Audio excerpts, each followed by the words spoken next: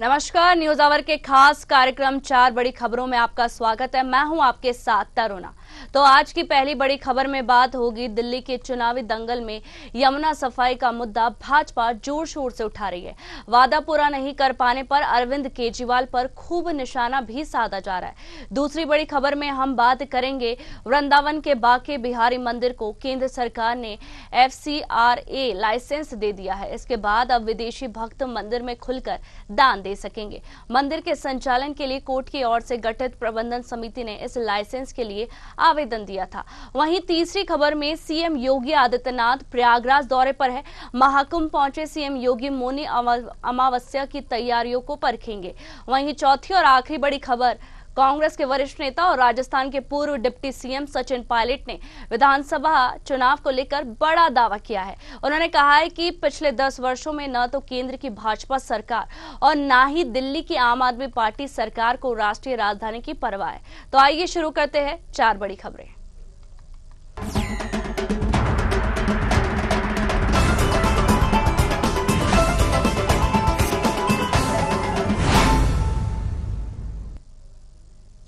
दिल्ली के चुनावी दंगल में यमुना सफाई का मुद्दा भाजपा जोर शोर से उठा रही है।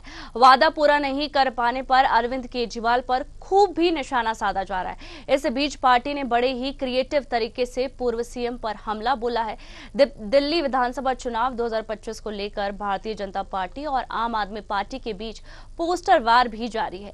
बीजेपी और आप दोनों एक दूसरे पर रोजाना पोस्टर के जरिए हमला बोल रहे हैं। इसी बीच नई दिल्ली विधानसभा सीट से बीजेपी उम्मीदवार प्रवेश वर्मा ने इस सीट से पूर्व मुख्यमंत्री एवं आम आदमी पार्टी के राष्ट्रीय संयोजक अरविंद केजरीवाल के खिलाफ मोर्चा खोल दिया है। शनिवार को प्रवेश वर्मा यमुना घाट पहुंचे, जहां यमुना नदी की सफाई के मुद्दे पर आपके राष्ट्रीय संयोजक अरविंद केजरीवाल पर कटाक्ष किया है।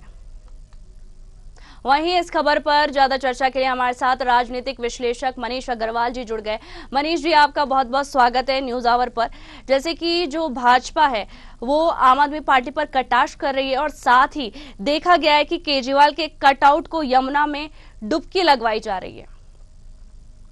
भाजपा जो है ना 1993 के बाद दिल्ली में चुनाव जीतने की सबसे अच्छी परिस्थिति में प्रतीत हो रही है। दूसरे केजरीवाल जी की आम आदमी पार्टी 3 बार के वो मुख्यमंत्री रह चुके हैं, 10 साल से शासन में है और यमुना का जवाब देने की उनकी स्थिति में नहीं है। अभी आपने देखा होगा आदरणीय योगी आदित्यनाथ जी दिल्ली की पहली रैली में कह रहे थे कि मैं निवेदन करूंगा कि वो भी कुंभ आके नहाए और देखें कि इलाहाबाद में संसद में कैसे भाजपा ने उसको मेंटेन करा है, जबकि दिल्ली में कोई नहाने के बारे में सोच नहीं सकता। तो इस तक केजरीवाल जी चौतरफा मुद्दों से घिरे हुए, चाहे वो करप्शन का मुद्दा हो, चाहे वो यमुना की सफाई का मुद्दा हो, चाहे दिल्ली की बर्फबारी का मुद्दा हो, चाहे दिल्ली को कहने पूरे के अंबार का मुद्दा है। और केजरीवाल जी और आम आदमी पार्टी इस बार दिल्ली में सबसे खराब स्थिति में है चुनाव लड़ने के लिए। तो भाजपा जो है लगातार हमले से हमले करते जा रही है, क्योंकि मुझे मालूम है कि इससे अच्छा मौका उन्हें दिल्ली में चुनाव जीतने का शायद जल्दी ही कभी ना मिले। जी, ये भी देखा जा रहा है कि जो अरविंद केजरीवाल है उन्होंने कुछ समय पहले ये बोला था कि एक बार उनको जनता वापस से मौका दे, वो लोगों को रोजगार सृजित करेंगे। 10 साल जो सरकार सत्ता में है वो अब रोजगार सृजित करने की बात कर रही है। तो 10 साल से वो क्या कर रही थी? केजरीवाल जी इससे पहले अपने भाषणों में कह चुके हैं कि सबसे ज्यादा रोजगार जो है दिल्ली में सृजित हुए हैं। तो अब वो कैसे नए तरीके से सृजित करेंगे? उनके पास इस समय सबसे बड़ी मुश्किल यही है कि उनके पास कोई रोड मैप नहीं है कि मैंने 10 साल में ये करा है और अगले 5 सालों में ये करूंगा। वो फिर से सब कुछ नए सिरे से करने की बात कर रहे हैं और जनता को ये विश्वास दिलाना बड़ा मुश्किल होता जा रहा है कि जो काम आप पिछले 10 सालों में नहीं कर पाए वो अगले 5 सालों में कैसे करेंगे। जी, केजरीवाल ने काफी वादे किए और कुछ वादे पूरे भी किए और कुछ वादे पूरे भी नहीं किए, पर फिर भी अभी भी वो चाहते हैं कि जनता उन पर एक बार फिर से भरोसा करे। पर क्यों करे? क्योंकि उन्होंने जो वादे किए थे वो अभी तक पूरे नहीं किए। आम आदमी पार्टी जब कभी चुनाव में जाती थी उनके 2-3 बड़े मुद्दे होते थे कि हम करप्शन नहीं करेंगे, हम सुरक्षा नहीं लेंगे, हम जनता की सेवा करेंगे। लेकिन इस बार सारे मुद्दे उनके अगेंस्ट है। करप्शन के आरोप में उनका आधे से ज्यादा मंत्रालय जेल जा चुका है।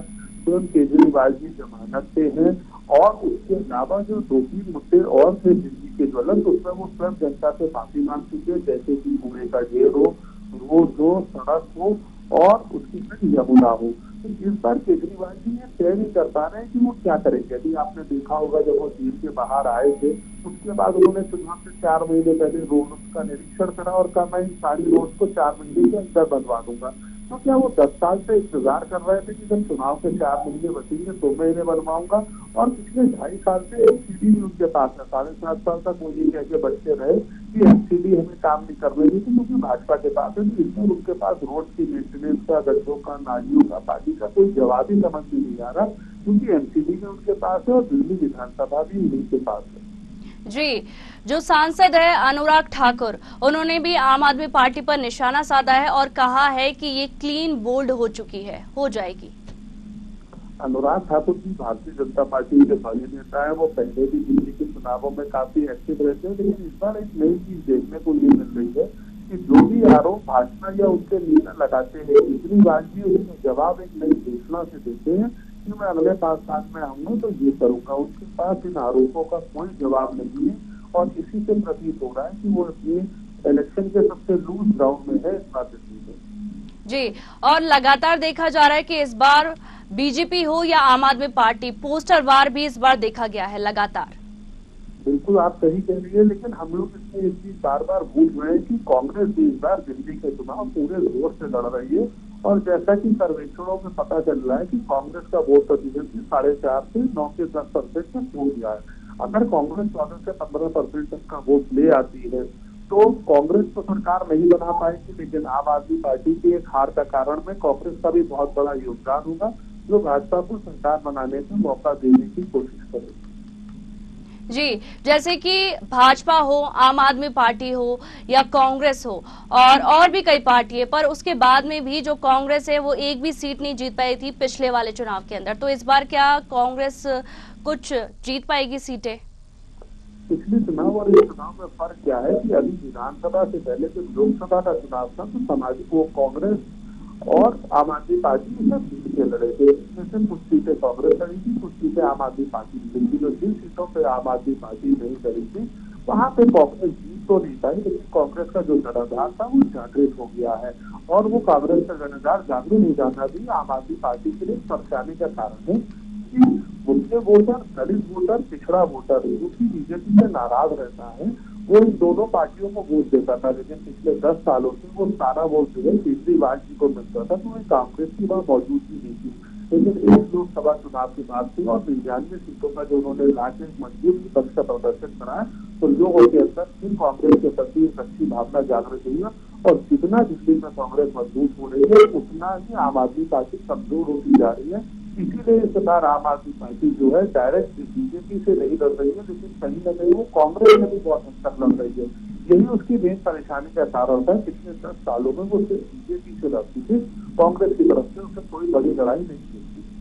जी, आप हमारे साथ बने रहिएगा।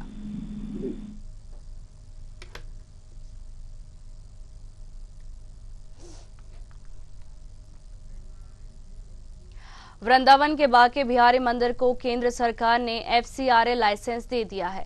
इसके बाद अब विदेशी भक्त मंदिर में खुलकर दान कर सकेंगे। मंदिर के संचालन के लिए कोर्ट की ओर से गठित प्रबंधन समिति ने इस लाइसेंस के लिए आवेदन दिया था। कोर्ट की मंजूरी के बाद इस आवेदन की प्रक्रिया पूरी की गई। मंदिर का प्रबंधन वर्तमान में न्यायालय की ओर से किया जाता है, जिसने एक प्रबंधन समिति गठित की है। बताया जाता है कि वृंदावन में बांके बिहारी मंदिर को विदेशी अंशदान अधिनियम 2010 के तहत लाइसेंस दिया गया है। मंदिर को अपने खजाने में बहुत सारी विदेशी मुद्राएं प्राप्त हुई और वह विदेशों से दान स्वीकार करने का भी इरादा रखते हैं। कानून के अनुसार विदेशी योगदान प्राप्त करने वाली सभी गैर सरकारी संगठनों को FCRA के तहत पंजीकृत होना पड़ता है। वहीं इस पर ज्यादा जानकारी के लिए हमारे साथ राजनीतिक विश्लेषक मनीष अग्रवाल जी जुड़ गए। मनीष जी, FCRA लाइसेंस क्या होता है और इसका महत्व और उद्देश्य क्या है?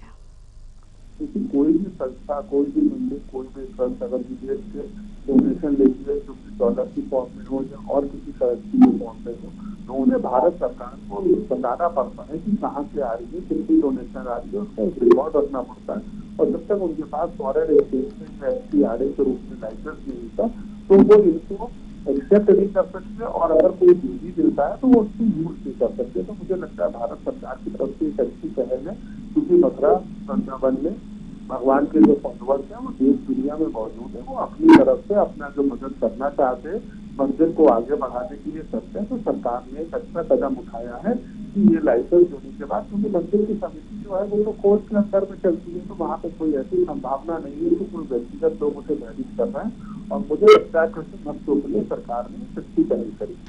जी, अब जो विदेशी भक्त है वो भी खुलकर दान दे सकेंगे। विदेशी भक्त से ज्यादा हमें ये देखना पड़ेगा कि माननीय प्रधानमंत्री जिस कहीं दुनिया में जाते हैं तो वो अप्रवासी भारतीयों को, जो कि मोटा भारतीय है लेकिन आप कहीं और रह रहे हैं अपने बिजनेस या किसी और प्रयोजन की वजह से, उनको बार बार भारत आने के लिए आमंत्रित करते हैं। तो ऐसे लोग आज भी भारत की आस्था से जुड़े और समय समय से भारत आते रहते हैं। और इसी के साथ अगर वो मथुरा वृंदावन में और ऐसी किसी भी जगह कुछ आर्थिक सहयोग करना चाहते हैं तो उन्हें कुछ कानूनी नियमों का पालन करना पड़ता है। ये कानूनी नियम अभी मथुरा वृंदावन में लाइसेंस की वजह से नहीं हो पा रहे थे, लेकिन लाइसेंस के आ जाने की वजह से जो अप्रवासी भारतीय या विदेशी पर्यटक आते हैं, अगर वो कुछ सहयोग करना चाहते हैं तो उनको और अच्छे ढंग से वो कर पाए। जी, तमाम जानकारी के लिए आपका बहुत बहुत शुक्रिया।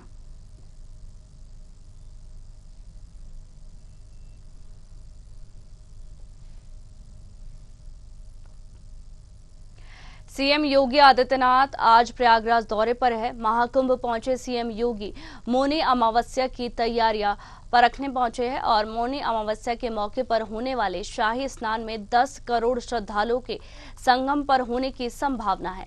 आज आध्यात्मिक गुरु स्वामी गोविंद देव गिरी जी महाराज ने प्रयागराज में चल रहे महाकुंभ के दौरान त्रिवेणी संगम में पवित्र डुबकी लगाई। मौनी अमावस्या पर महाकुंभ से 10 बस अड्डे और 8 रेलवे स्टेशन से श्रद्धालु जाएंगे।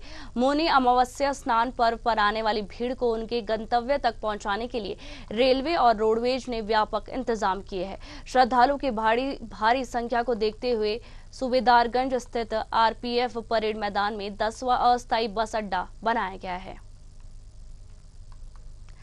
बता दें कि सीएम योगी आदित्यनाथ प्रयागराज पहुंचे हैं और मौनी अमावस्या की तैयारियों का जायजा ले रहे हैं। बताया जा रहा है कि 10 करोड़ श्रद्धालु मौनी अमावस्या पर जुटेंगे और संगम में डुबकी लगाएंगे। वहीं आपको बता दें कि सीएम योगी ने पूरे इंतजाम किए हुए हैं। साथ ही जो इस बार का महाकुंभ है वो भव्य, दिव्य और डिजिटल कुंभ माना जा रहा है। मौनी अमावस्या की जो तैयारियां है वो तेजी पर है और उसका जायजा लेने योगी आदित्यनाथ पहुंचे हैं।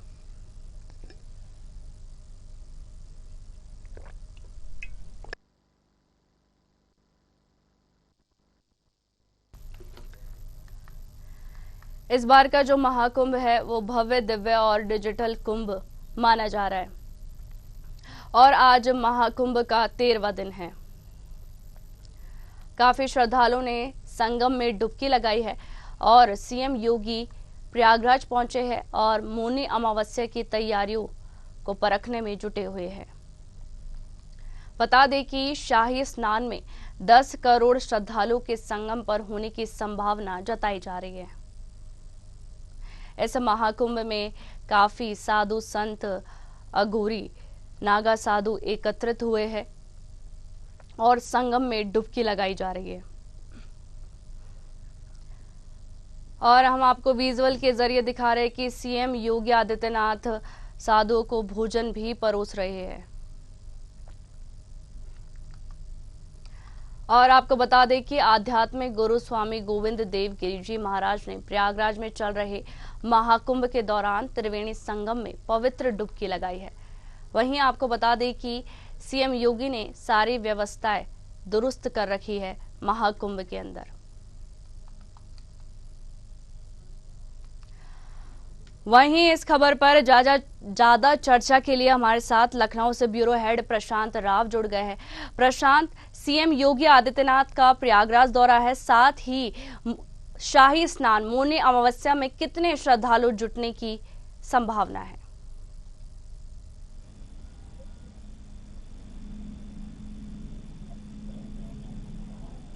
मेरी आवाज आ पा रही है?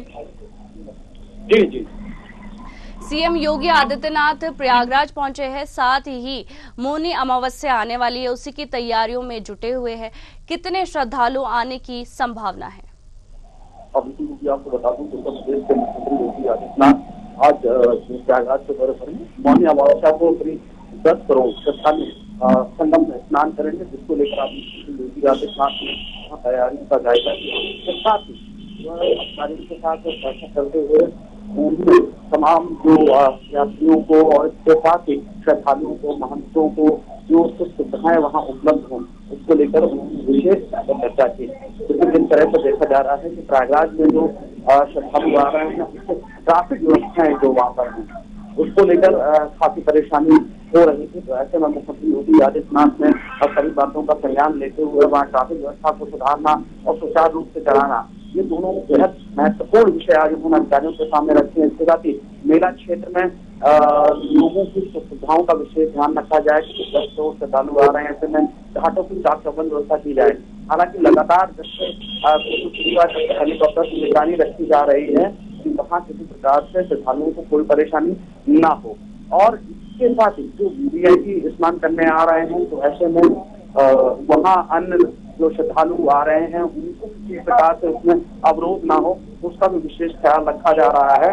और सबसे विशेष बात यह है कि अभी हमने देखा था कि जब मंत्रिपरिषद की बैठक थी, तब मुख्यमंत्री योगी आदित्यनाथ 22 तारीख को प्रयागराज में थे। एक मुख्यमंत्री की सुरक्षा में जिस तरीके से चाक चौबंद व्यवस्थाएं होती है, लेकिन मुख्यमंत्री योगी आदित्यनाथ को प्रोटोकॉल वहाँ जनहित को लेकर, श्रद्धालुओं की श्रद्धा को लेकर, संतों महंतों की वहाँ जो स्नान करने को लेकर प्रथाएं हैं, उनको लेकर वो मुख्यमंत्री योगी आदित्यनाथ ने अपना प्रोटोकॉल उस तरीके से नहीं रखा जिस तरीके से अन्य जनपदों में जाते हैं। एक साधारण व्यक्ति के तरीके ही उनकी भीड़ वहां से निकलती रही, ताकि अन्य किसी को कोई परेशानी ना हो, कोई भी श्रद्धालु वहाँ आवागमन को लेकर परेशान ना हो, किसी को कोई अवरोध उत्पन्न ना हो। इसीलिए यह दिशा निर्देशित किया गया है कि कोई ना हो, इस पर विशेष ध्यान रखा जाए और वीआईपीओं को भी जो है सीधे स्नान स्थल तक पहुंचाकर और उसी अगर एक तरीके से कहें तो सुरक्षात्मक तरीके से उनको बिना किसी तरीके से बाहर कोई जानकारी के उन्हें वापस लाया जाए। तो ये सब चीजें महत्वपूर्ण है। और इसके साथ ही साथ क्योंकि घाटों पर जिस तरीके से नहाने को लेकर जो व्यवस्थाएं की गई हैं, उसमें और ज्यादा विस्तार किया जाए, स्वच्छता का विशेष ध्यान रखा जाए, साथ ही साथ वॉलेंटियर्स और ज्यादा लगाए जाए, पूछताछ केंद्रों पर लोग उपलब्ध रहें, सीसीटीवी जो मॉनिटरिंग चल रही है उसको विशेष ध्यान रखा जाए, हेलीकॉप्टर के साथ ड्रोन से निगरानी रखी जाए और माइक के द्वारा जो अनाउंस लगातार जो है जारी रहे। जी, इस बार के महाकुंभ में ये भी देखा जा रहा है कि काफी साधु संत यहाँ पर वायरल हुए, साथ ही सोशल मीडिया पे ये भी देखा जा रहा है कि उन साधु संतों को ज्यादा दिखाना चाहिए जो कि गुफाओं से आए। इसको लेकर क्या कहना है? बिल्कुल, ये एक धर्म और आस्था का विषय है महाकुंभ प्रयागराज। तो ऐसे में जिस तरीके से जो अभी सोशल कॉज में वहाँ लोग एक सेंसस बने हुए थे कि लगातार जो है मीडिया के द्वारा उन्हें दिखाया जा रहा था, तो ऐसे लोग जो प्रामाणिक तौर पर साधु संत नहीं है लेकिन वो सुर्खियां बटोर रहे हैं और कौतूहल का विषय बने हैं। दूसरे यह लोग जहां पर होते हैं वहां भीड़ एकत्र हो जाती है, तो ऐसे में साधु संतों की मर्यादा भी भंग होती है। दूसरी तरफ आम श्रद्धालु परेशान होते हैं, जहां ये लोग अपना प्रवास कर रहे हैं वहां पर भारी संख्या में भीड़ एकत्र हो जाती है, तो सुरक्षा को लेकर एक खतरा बना रहता है।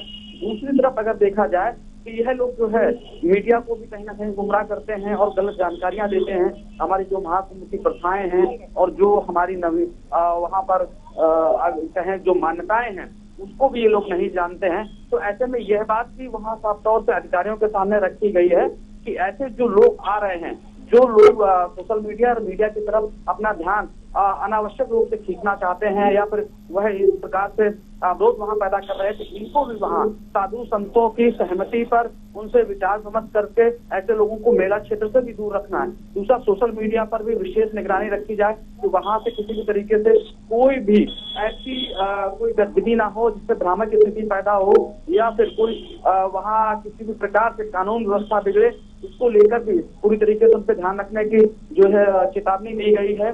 दूसरी तरफ मीडिया को प्रवेश करने को लेकर जिस तरीके से अभी अधिकारियों के द्वारा जो अवगतता हुई है उसको लेकर भी मुख्यमंत्री योगी आदित्यनाथ ने संज्ञान लिया है। हालांकि उसमें जो वहाँ विजय किरण आनंद है उन्होंने पहले ही सभी अधिकारियों को निर्देशित कर दिया था। लेकिन मुख्यमंत्री योगी आदित्यनाथ ने एक बार फिर, क्योंकि ये जो विशाल और भव्य दिव्य महाकुंभ चल रहा है, उसकी जो कवरेज समाचार चैनलों के माध्यम से या अन्य समाचार पत्रों के माध्यम से की जा रही है, उसमें सुगमता प्रदान करने को लेकर भी मुख्यमंत्री योगी आदित्यनाथ ने कहा है।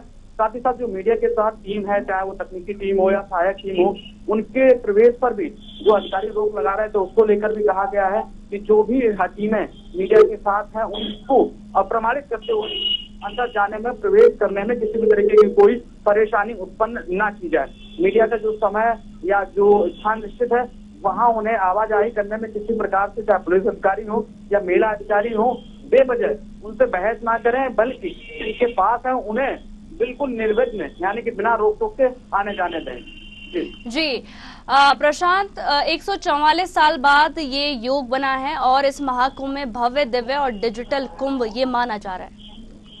देखिए, 144 साल बाद ये जो योग बना है, महाकुंभ हो रहा है, और उत्तर प्रदेश के मुख्यमंत्री योगी आदित्यनाथ के द्वारा प्रधानमंत्री नरेंद्र मोदी के कुशल निर्देशन में ये जो आस्था का महासंगम लगा हुआ, समरसता का महासंगम लगा हुआ, विज्ञान का महासंगम लगा हुआ, ज्ञान का, आध्यात्म का संगम चल रहा है, वो अद्वितीय अलौकिक है। जो लोग वहां पहुंच रहे हैं, एक ऊर्जा अपने में प्राप्त कर रहे हैं, उस ऊर्जा को संचरित करते हुए लोग अपने घरों की ओर जा रहे हैं। तमाम संत महात्मा हो, ऐसे भी वहां पर संत महात्मा हैं जो अपने ज्ञान से लोगों के जीवन में खुशियां भर रहे हैं, और इसके साथ ही आध्यात्म की ओर लोग मजबूत हो रहे हैं। हमारी जो वैदिक संस्कृति है उसके प्रति वो मजबूत हो रहे हैं, सनातन परंपरा के प्रति भी मजबूत हो रहे हैं। निश्चित तौर से ये देखिए, जो मुख्यमंत्री योगी आदित्यनाथ के द्वारा इस बार जो मेला क्षेत्र का 2.5 गुना विस्तार किया गया, ये एक अलौकिक है और अद्वितीय है। और इसके साथ ही ये जो स्ट्रक्चर उत्तर प्रदेश के मुख्यमंत्री योगी आदित्यनाथ ने तैयार किया है, निश्चित तौर में आने वाले जब भी कोई शासनकाल होगा उसको बेहद लाभ मिलेगा। और आस्था के महाकुंभ में जो भी व्यक्ति जा रहा है, वहाँ सबसे महत्वपूर्ण विषय 2 उनको देखने को जरूर मिल रहे हैं। जो आकर्षण का केंद्र वह है मेला क्षेत्र की सफाई, मेला क्षेत्र में सुरक्षा, और मेला क्षेत्र में जो वो वातावरण दिखाई दे रहा है महत्वपूर्ण है। इसके साथ ही मेला क्षेत्र को जो है मद्य निषेध, यानी कि धूम्रपान निषेध बनाया गया है पूरी तरीके से, और इसके साथ ही कोई भी अनर्गल चीजों की बिक्री वहां नहीं होगी। यह विशेष आदेश जो है मुख्यमंत्री योगी आदित्यनाथ ने दिया था, जिसका पालन पूरा वहां किया जा रहा है। इसके साथ ही साथ दूसरी तरफ जो मेला क्षेत्र की सड़कें तरीके से वहां पर खाली रखा जाएगा, उस पर किसी भी तरीके का कोई कब्जा ना हो, उसको लेकर लगातार मेला क्षेत्र के अधिकारी वहां भ्रमण करते रहते हैं। और दूसरा, घाटों की साफ सफाई, जल पुलिस मौजूद है, इसके साथ ही वहाँ गोताखोर मौजूद है।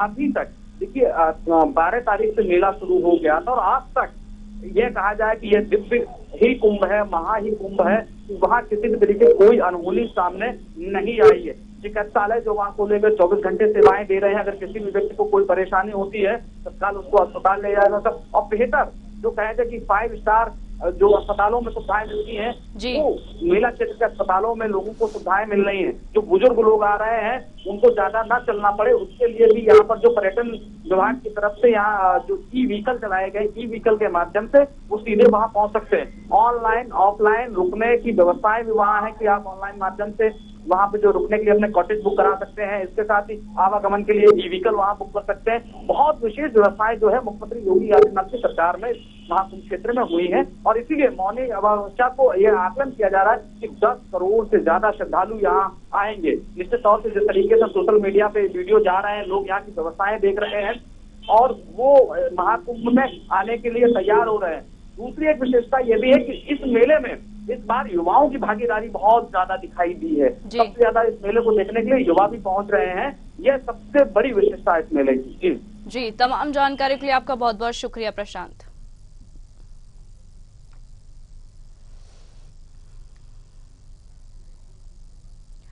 कांग्रेस के वरिष्ठ नेता और राजस्थान के पूर्व डिप्टी सीएम सचिन पायलट ने दिल्ली विधानसभा चुनाव को लेकर बड़ा दावा किया है। उन्होंने कहा है कि पिछले 10 वर्षों में न तो केंद्र की भाजपा सरकार और न ही दिल्ली की आम आदमी पार्टी सरकार को राष्ट्रीय राजधानी की परवाह है। पायलट के अनुसार कांग्रेस का चुनाव चिन्ह हाथ सभी जातियों, समुदाय और धर्मों के लोगों के लिए विश्वास का प्रतीक बना हुआ है। पायलट ने पश्चिमी दिल्ली के मादीपुर इलाके में एक जनसभा को संबोधित करते हुए कहा कि पिछले 10 वर्षों में हमने भाजपा और आम आदमी पार्टी दोनों पार्टियों को अपने भाषणों में आश्वासन देते और कहते देखा है, जबकि हकीकत में वे वर्चस्व की लड़ाई लड़ रहे थे। उन्होंने पूरा समय आरोप प्रत्यारोप में बताया। पायलट ने आरोप लगाया कि एक दूसरे का अपमान करने के अलावा न तो केंद्र सरकार और न ही दिल्ली सरकार ने लोगों के लिए कुछ किया है। पायलट ने कहा, कांग्रेस की गारंटी पर सभी को भरोसा है। दिल्ली की जनता हाथ के निशान पर बटन दबाने को तैयार है। पिछले एक दशक से दिल्ली के विधानसभा चुनावों में संघर्ष कर रही कांग्रेस पार्टी वापसी की पुरजोर कोशिश कर रही है। पिछले 2 चुनावों में पार्टी एक भी सीट जीतने में नाकाम रही। हालांकि इस बार कांग्रेस ने अपने स्टार नेताओं को तैनात किया है और चुनावी उलटफेर की उम्मीद में आक्रामक अभियान चलाया है।